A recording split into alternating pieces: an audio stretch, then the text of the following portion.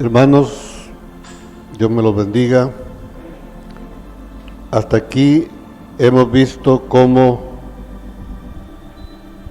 la humanidad pasó de ser hecha hijos de Dios sin la naturaleza de Él. Éramos hijos, en Adán éramos hijos, pero sin tener todavía la naturaleza de Dios. Pero en lugar de progresar, caímos y fuimos expulsados del huerto. Fuimos expulsados de la esfera celestial. Y caímos en la condición de lo que nosotros llamamos ahora un inconverso. O sea, un inconverso es una persona que refleja la condición del hombre después de la caída.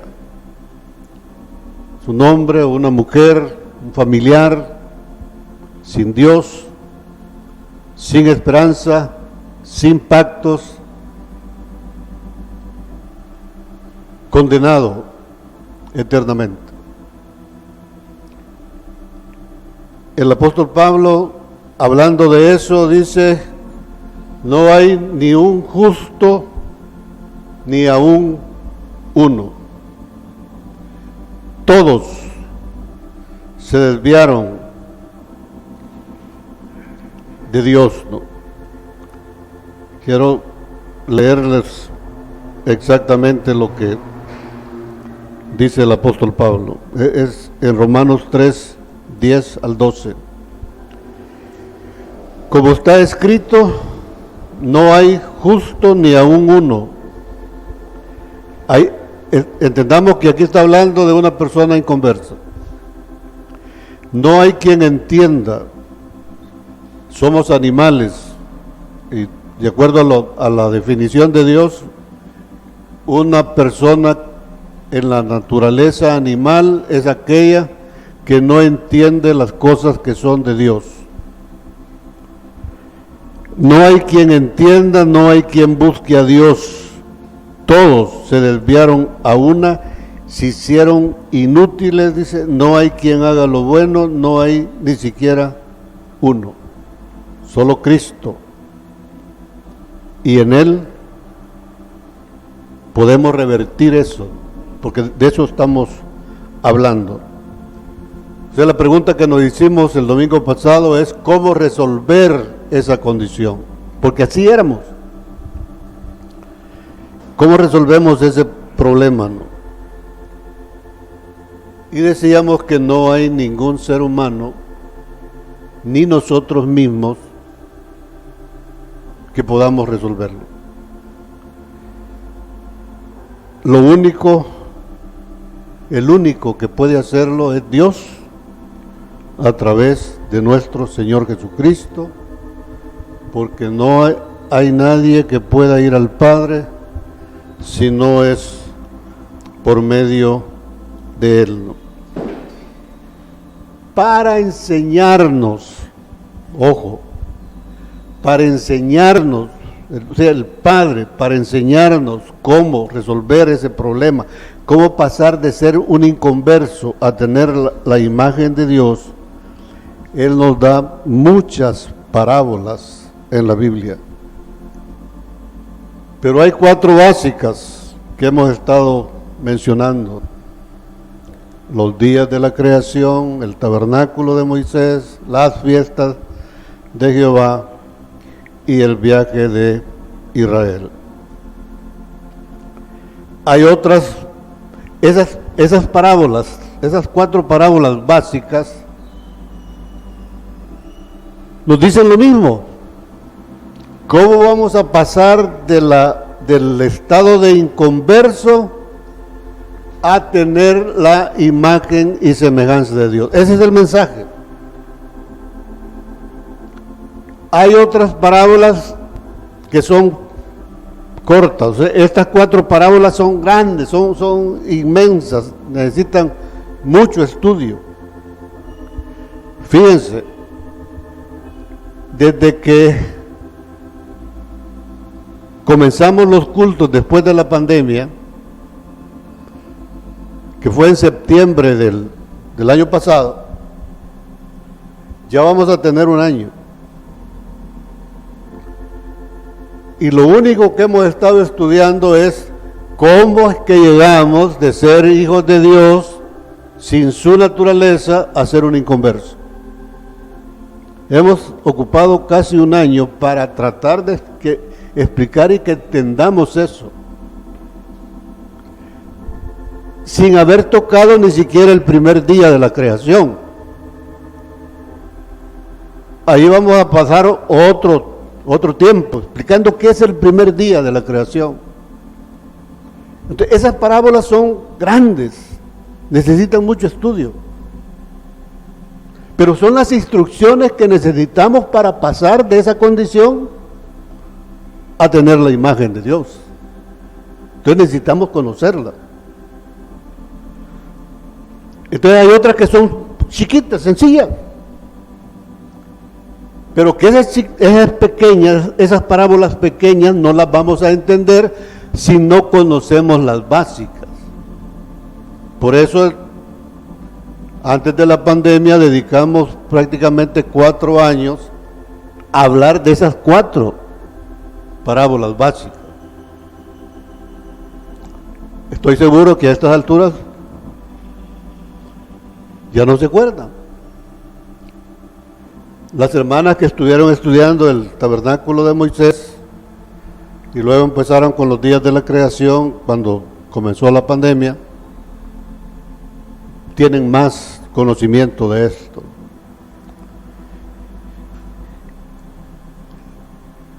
Hoy, para comenzar a explicar cómo vamos a salir del problema, vamos a dejar la figura de los días de la creación, que es lo que hemos estado estudiando, y vamos a utilizar el viaje de Israel. A los que me piden temas, yo lo que les pido es que me tengan un poquito de paciencia, porque va a llegar el momento en que vamos a tocar ese tema. Ahorita estamos viendo cómo pasamos de ser hijos de Dios sin tener la naturaleza divina a una condición de inconverso, una condición extremadamente triste, sin Dios, sin promesas, sin pactos, sin esperanza, sin vacíos completamente.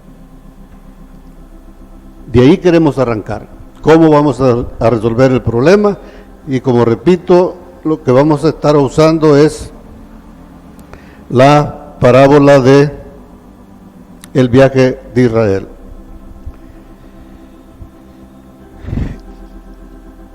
Cuando hablamos del viaje, y eso no es un invento mío, la palabra lo dice, que no quiero, hermanos, que ignoren esto, que todos en Moisés fueron bautizados en la nube y en el mar, a todos se les dio a comer el mismo pan espiritual y la misma bebida espiritual, pero la mayoría no hizo caso.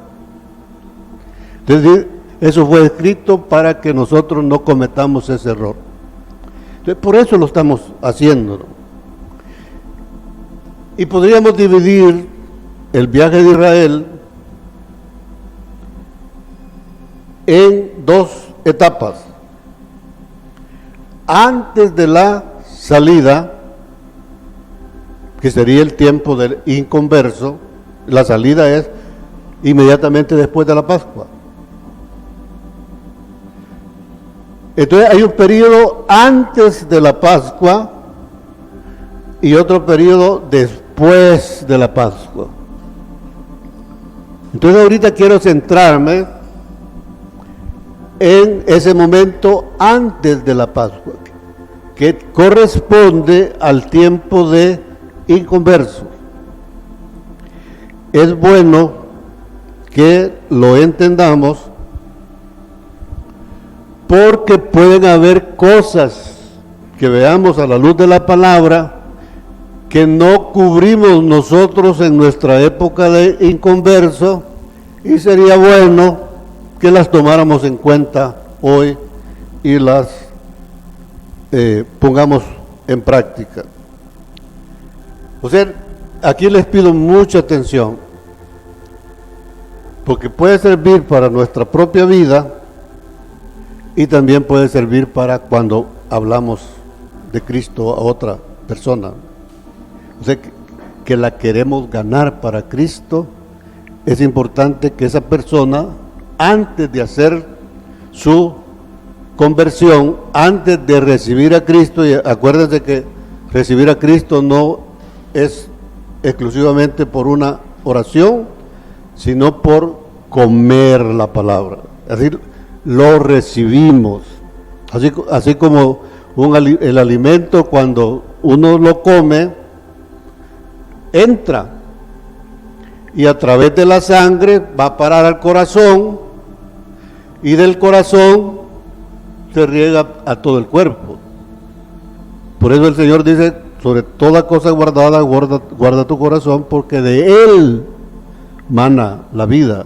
Pero ahí ya no está hablando del corazón físico. El corazón físico solo es una figura. Debemos de entender que hay un corazón espiritual. Es la parte más interna del alma. Entonces, cuando comemos la palabra, ese alimento que es Cristo entra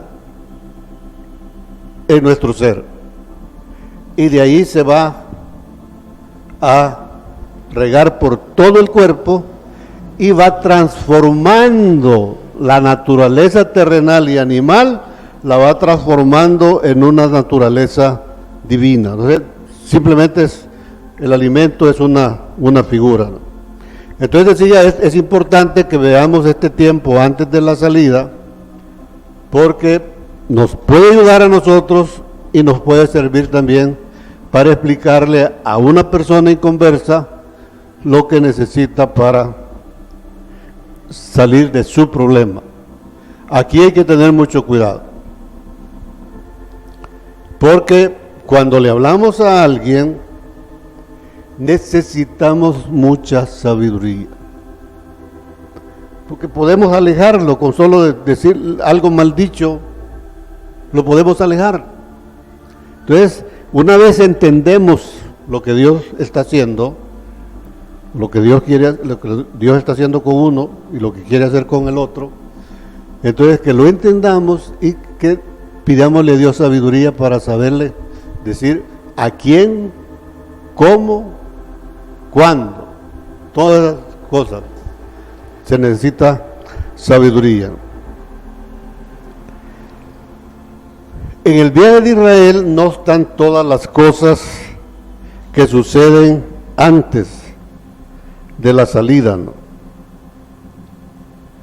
Pero, digamos, si nosotros investigamos todas las 4 figuras principales, las 4 parábolas principales, entonces vamos a tener un panorama más completo, ¿no? Entonces vamos a Éxodo 1, es el tiempo antes de la salida. Si ustedes lo leen el capítulo 1, van a encontrar ahí una descripción de cómo está el pueblo de Dios antes de salir. Ese pueblo está gimiendo.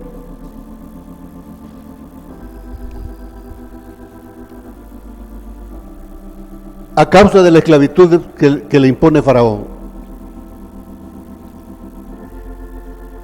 ¿Quién es ese pueblo? Ese pueblo es descendiente de Abraham.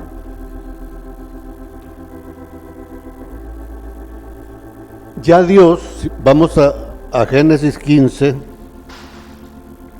el capítulo 1 de Éxodo, 1, 2 y 3, lo pueden leer ustedes y van a ver ahí la condición en la que estaba ese pueblo. Pero repito, ese pueblo era descendencia de Abraham. En Génesis 15, del 18 al 21,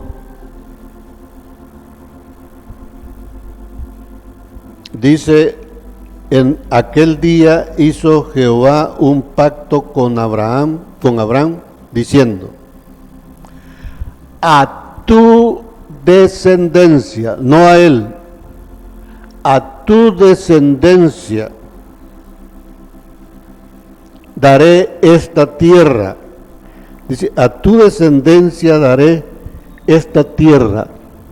Si ustedes leen ahí y otras escrituras, dice, esa tierra va desde el río de Egipto, ahí la línea roja que está de este lado, ahí dice Egipto, dice, desde el río de Egipto hasta el río grande, el río Éufrates, allá la esquinita. Entonces va desde ahí hasta aquello, ¿no? Eso es más grande que los Estados Unidos. Una vez dijimos que toda la humanidad en este momento cabe en 2 estados de los Estados Unidos, digamos, el estado más grande y otro estado más, cualquiera. En ese territorio cabe toda la humanidad con una manzana de terreno cada uno. En ese territorio, toda esa extensión de terreno solo va a ser para el remanente, aquellos que llegan al lugar santo y al lugar santísimo. El resto de la humanidad va a quedar viviendo en los demás países. O sea, si alguien vive aquí en El Salvador, no voy a decir ningún nombre aquí, si alguien está viviendo aquí en El Salvador y no entró al lugar santo, se queda viviendo en El Salvador para siempre. Ese es el territorio que Dios le prometió a la descendencia. Y ojo, la palabra de Dios me dice que si yo he recibido a Cristo, soy descendencia de Abraham. Esa tierra es para mí, para todos. Pero mientras soy niño, no puedo heredar. Tengo que crecer para llegar a ser joven. O sea, ser joven es lo mismo que entrar al lugar santo. Entonces ya soy heredero. Ya puedo. El Señor va a recoger a todos los que entran a ese nivel de todas partes del mundo, dice, los va a llevar a vivir en ese territorio por la eternidad. Ahí no habrán enfermedades, no habrá llanto, no habrá dolor. No en todo el mundo, solo ahí. En el resto del planeta, sí, habrá llanto, dolor, pecado, habrá gente viviendo nuevamente, o sea, siempre con cuerpo natural, todo eso. Entonces, ese pueblo, el pacto que Dios hizo con Abraham es darle esa tierra, pero para que esa tierra le fuera dada, ese es el reino de Dios, y lo vemos en Apocalipsis. Ese va a ser el territorio del reino, desde donde va a estar gobernando, pero se necesitan los reyes. Entonces Dios le prometió a Abraham que le iba a dar un hijo, y que de ese hijo iba a nacer la descendencia que iba a morar en ese lugar. Hermanos, el apóstol Pablo nos confirma en Hebreos 4:1 que la promesa continúa vigente para nosotros. O sea, ese pacto, o sea, es importante Que nosotros estemos claros en eso y que cuando vamos a compartir el Evangelio con una persona, le digamos eso, que lo interesemos. O sea, cuando solo se le dice, mire, usted tiene que hacer una oración para recibir a Cristo, no sabe absolutamente nada. Ahí no puede haber fe, no puede creer en nada. Pero si le comenzamos a contar la historia, él puede interesarse y puede creer, para que cuando haga su confesión, porque siempre es necesario confesarlo, cuando la persona haga la confesión, tenga fe, él crea su propia fe. Que no sea como me enseñaron a mí, mire, repita esta oración, el otro estaba orando y yo solo iba repitiendo. Y eso es común. Todavía se hace así y no es una buena práctica. Entonces, a esa nación, volvamos a Génesis 15,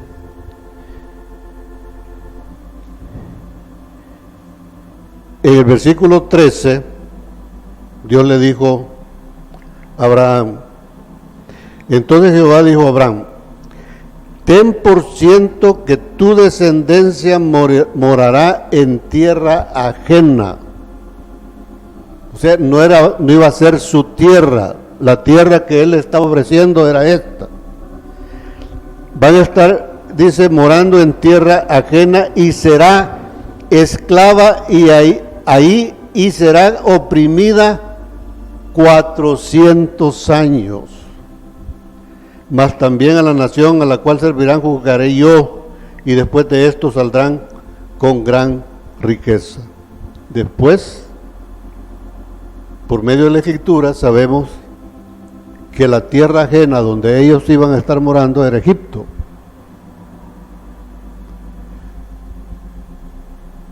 Quiero repetir lo que dije en otro mensaje anterior. Dios no los visitó a ese pueblo, la descendencia de Abraham, porque ellos estaban clamando y gimiendo por la esclavitud. Los visitó porque se habían cumplido los 400 años. Y él le dijo a Abraham que a los 400 años él iba a juzgar, él iba a visitar a ese pueblo.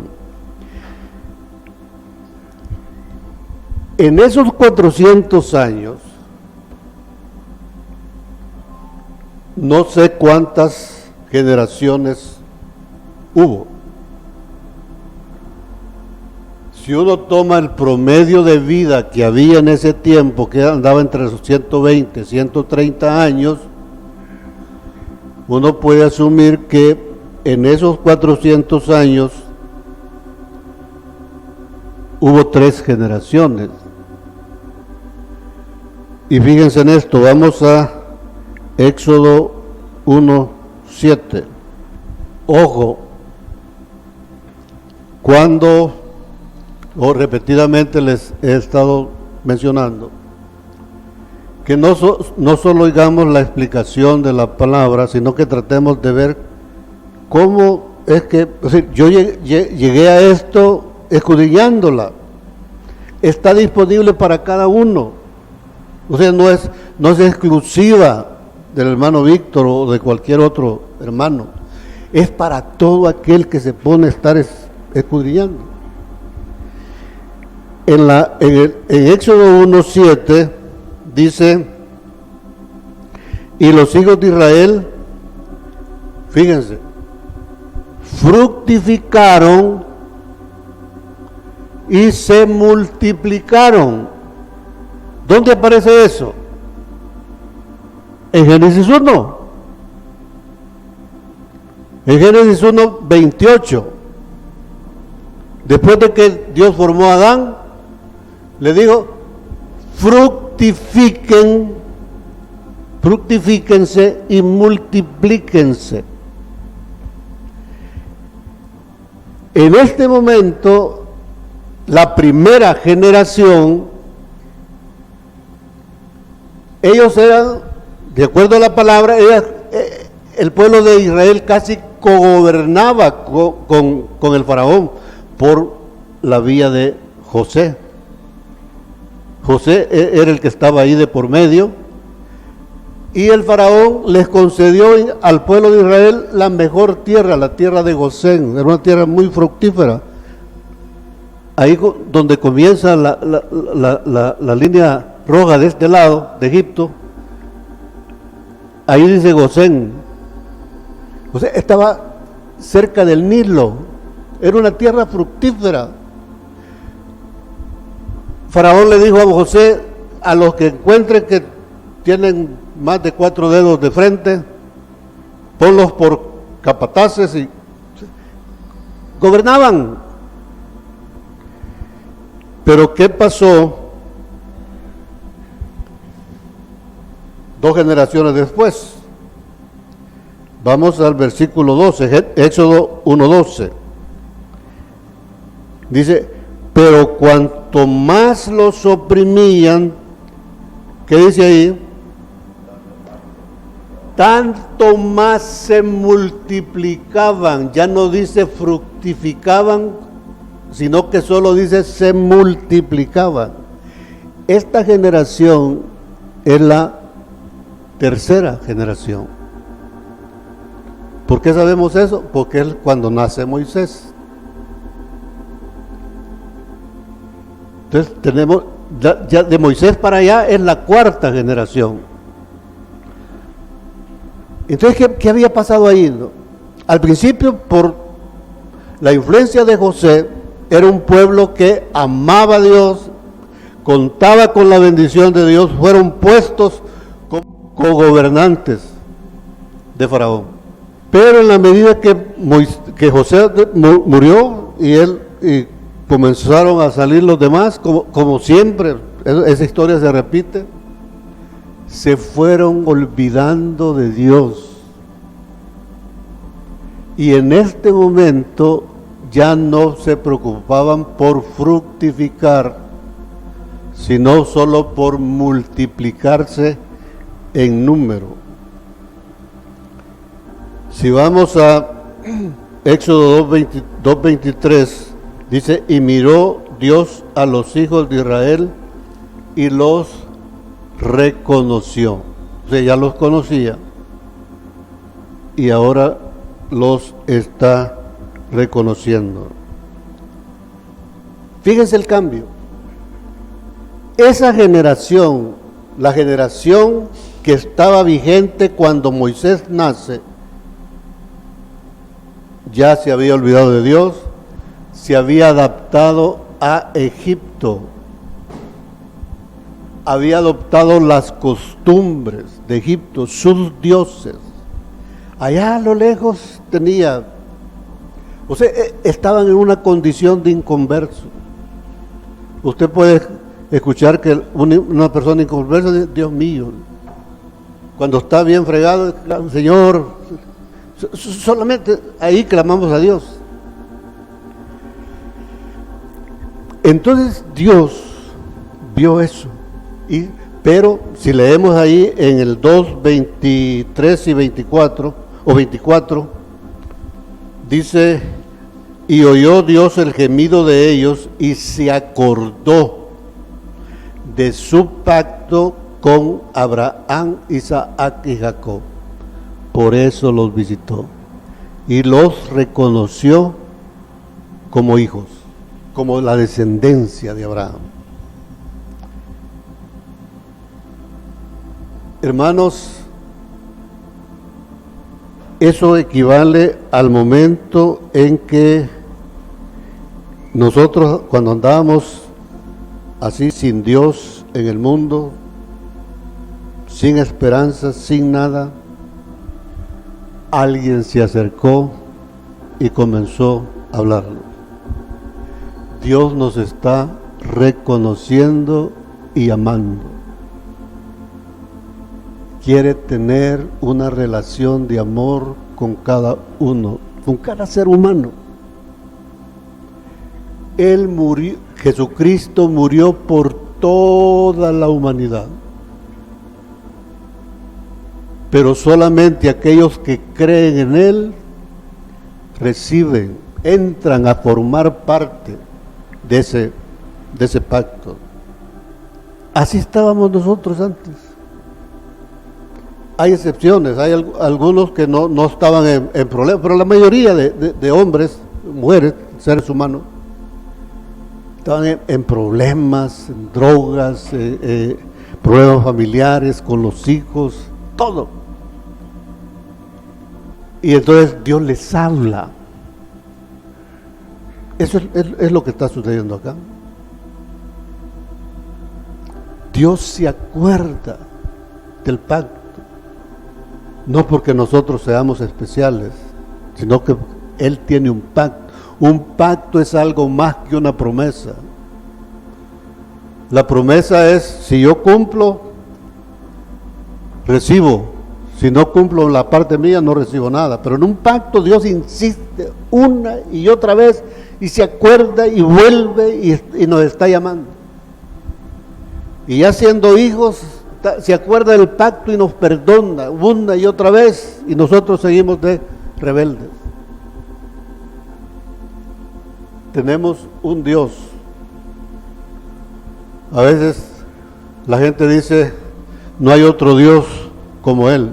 Es que el punto es que no hay otro Dios. Somos privilegiados porque tenemos un Dios, el único Dios verdadero, vivo.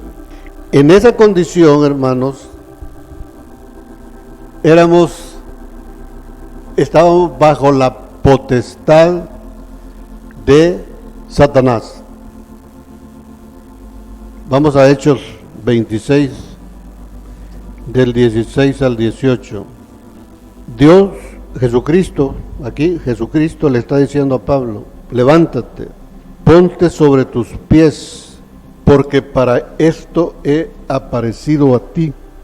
Hermanos, el espíritu de engaño le ha enseñado a la iglesia que es esto que le está diciendo Dios a Pablo, es solo para ciertas personas.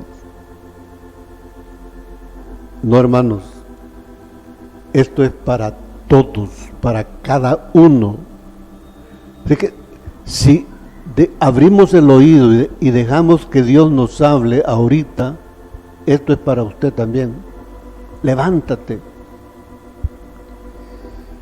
ponte sobre tus pies, porque para esto he aparecido a ti, para ponerte por ministro y testigo de las cosas que has visto. Pero esto no fue inmediato, hermanos. Pablo fue a Arabia a ser entrenado por el Señor por 3 años. Regresó a Jerusalén y como ya había sido entrenado, quiso predicar y nadie le creyó. Entonces se acercó a los apóstoles y los apóstoles le terminaron de explicar las cosas, y ahí después de eso comienza el ministerio. Entonces, no se trata solo de saber algunas cositas y ya. No. Entonces hay que entender eso, ¿no? Dice, porque para esto te he aparecido a ti, para ponerte por ministro y testigo de las cosas que has visto y de aquellas en las que me apareceré a ti. Este es otro detalle importante, ¿no? Esto es un continuo aprendizaje. Ayer en el ejercicio de estudio bíblico estábamos estudiando, revisando los niveles de conocimiento que deberíamos de tener acerca de nuestro Señor Jesucristo. La Biblia dice que Pablo dejó todo lo que tenía, cuando era inconverso lo tuvo por pérdida, para ganar la excelencia del conocimiento de nuestro Señor Jesucristo. Y al conocerlo a Él, conocemos al Padre. ¿Cuál es la excelencia del conocimiento de algo? Es lo máximo. Y para llegar a esa excelencia, que es la meta, o sea, venimos de inconversos y tenemos que llegar a tener la excelencia del conocimiento de Cristo, es lo que debemos de buscar. Y veíamos que varias citas se repite el proceso. Hay 3 niveles para llegar a la excelencia. El primer nivel es la etapa de niños. El segundo nivel de conocimiento es cuando ya somos jóvenes en Cristo. Y el último nivel es cuando hemos entrado a la etapa de padres. Así dice Juan, el padre es aquel que conoce a Dios. Y todavía hay un nivel más. Dice Oseas que Él nos va a visitar y que después de 2 días nos va a resucitar. ¿De qué está hablando ahí? Del rapto. Después de 2 días, después de terminar su obra, 2 días, en el tercer día nos va a resucitar. Ahí ya termina la etapa en esta tierra, ¿no? Entonces lo que sigue después, estoy hablando de Oseas 6:1, Oseas 6, del 1 adelante. Ustedes pueden ver ahí una descripción del milenio. Después de 2 días sigue el milenio. Y ahí dice, lo seguiremos conociendo. O sea que después de esos 3 niveles de conocimiento, en el milenio todavía lo vamos a conocer absolutamente más. Así que, hermanos, si uno ve eso, ¿en cuál nivel estamos ahorita? Bebiendo, queriendo, animándoles a que deseemos como niños la leche espiritual no adulterada. De eso está hablando acá. Dice, y en ese sentido se cumple, aquí dice, de aquellas, de las cosas que has visto y de aquellas en que me apareceré a ti. Fíjense, una cosa es, yo me aprendo de memoria una lección, por ejemplo, el tema de la resurrección, yo me aprendo eso, sí, hay montón, hay varias resurrecciones y todo eso. Y entonces vengo y yo se las enseño, pero yo no he experimentado ni siquiera quizás, al nomás recibir a Cristo, pasamos de muerte a vida y experimentamos una resurrección. Pero ¿cuál es la meta? Si uno lee Filipenses 3:11, 11:12, la meta de Pablo es participar de la resurrección de entre los muertos. Y eso lo compara con el supremo llamamiento, la excelencia. ¿Y qué es eso? Ser participantes de la naturaleza divina, que seamos como Él, como el Señor Jesús. Con toda su autoridad, con todo su poder. Entonces, ahorita estamos en la primera etapa. Dice en el 17, librándote de tu pueblo y de los gentiles a quienes ahora te envío, para que abras sus ojos, para que se conviertan de las tinieblas a la luz y de la potestad de Satanás a Dios. ¿Cómo estábamos en la etapa de inconverso? Bajo la potestad de Faraón, diablo, viviendo en Egipto, el mundo. Por medio de esas parábolas, Dios nos explica todo. Esto es un manual.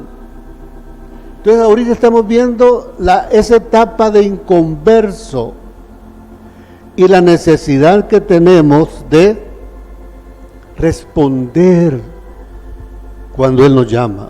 Y a cada uno nos ha llamado para que entendamos eso y que lo compartamos con los demás, que les abramos los ojos para que salgan de las tinieblas a la luz, para que salgan de la potestad de Satanás a la potestad de Dios. Termino con esto, ¿no? Este pueblo, por la opresión, estaba clamando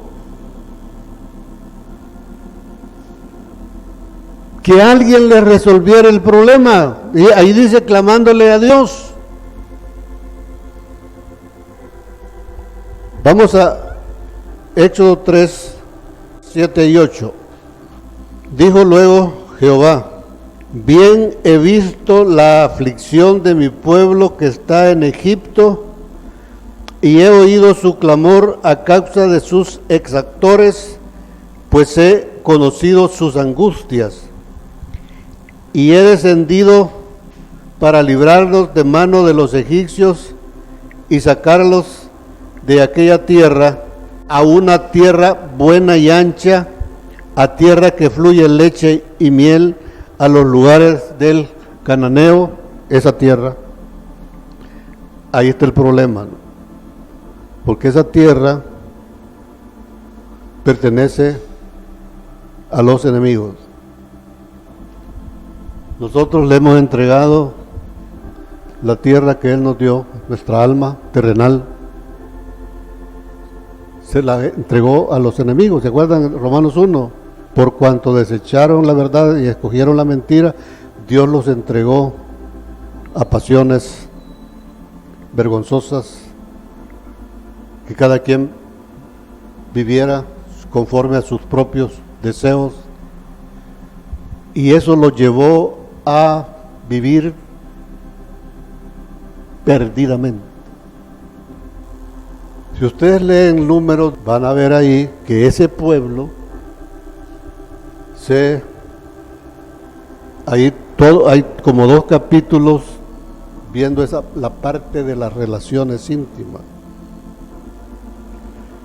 donde un hombre vivía con la mamá y con la hija, un hijo con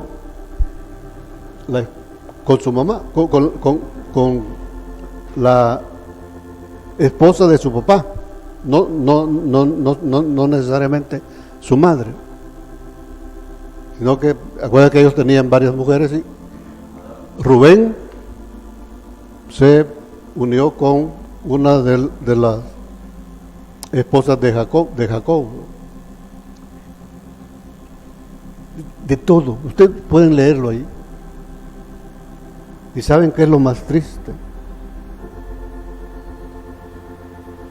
Cuando en Ezequiel 16 Dios habla de Judá, Jerusalén, ahí dice que Judá hizo peores cosas que las que hicieron los que vivían ahí. Y por eso Dios les dio carta de divorcio.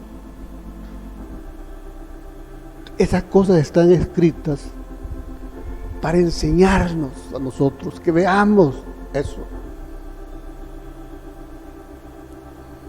Entonces, en esa condición terrible, en algunos casos por la misericordia de Dios, por los padres, por el lugar donde los pusieron a estudiar, no caen a esa condición, ¿no? Pero por ejemplo, los hijos de los mareros, cuando nace un hijo del marero y va creciendo, ese niño cree que la vida de él, así es la vida, y aprende a ser marero por naturaleza, así, simplemente, y puede llegar a superar a su papá, porque eso no para. Estando en esa condición, no sé cómo era la de ustedes. Algunos casos más o menos sabemos. Dios nos visitó mandó a alguien, oímos un mensaje, leímos algún panfleto, Dios acordándose del pacto con Abraham. Vamos a Génesis 1, versículo 2. Esta es la otra parábola, la parábola de los días de la creación. El versículo 2 refleja, o sea, nos cuenta la misma historia que nos está contando en el viaje de Israel antes de la Pascua. Aquí es antes del primer día. ¿Y cómo estaba la tierra? ¿No? Y la tierra estaba desordenada, vacía y en tiniebla. Así estaba ese pueblo. Entonces, ¿qué es lo que quiere Dios hacer con nuestras vidas? Él quiere ordenar nuestras vidas. Que pasemos de las tinieblas a la luz. Y quiere llenar nuestras vidas con la vida de nuestro Señor Jesucristo. Eso es lo que nos explican estas parábolas. O sea, lo que está diciendo Génesis, el viaje de Israel antes de la Pascua, es describiéndonos esto. Así estábamos. Y por falta de visión, el pueblo que ya aceptó a Cristo continúa viviendo así porque no tiene visión. No se le ocurre que después de esa condición hay una etapa de joven y que después de joven sigue la de padre.